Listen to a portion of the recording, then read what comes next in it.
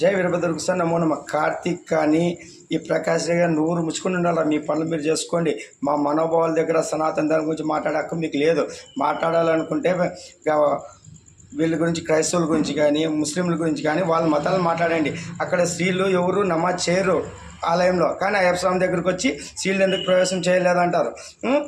క్రైస్తవులు వాళ్ళు ఏం మాట్లాడుతున్నారు, విగ్రహారాధన అంటే వ్యతిరేకము, మా దేవుని చూస్తే సైతాన్లు అంటారు. మళ్ళీ అటువంటి వాళ్ళని మనం అన్య మనస్సులు తెచ్చి తిరుపతిలో కానీ శ్రీశైలంలో కానీ అన్ని దగ్గరలోనే అంతా రకరకాలుగా అన్య మనస్సులను ప్రవేశింపజేసి దేవాలయముని అంత మనోభావాలు దెబ్బతీసేటట్ల దేవాలయానికి ఎన్ని రకాలు చేస్తున్నారు. రాజకీయ నాయకులు తోడై వాళ్ళని నచ్చిన వాళ్ళందరినీ తీసుకొని వచ్చి పెట్టుకొని డ్రామాలు ఆడుతున్నారు. ఆ చైర్మన్ చేసినప్పుడు తెల్దా వాడికి ఏమైనా గౌరవం ఉంటుంది. మన దేవుడు అంటే పొద్దు కరుణాకర్ రెడ్డి నేను ప్రతిజ్ఞ చేస్తానంటాడు.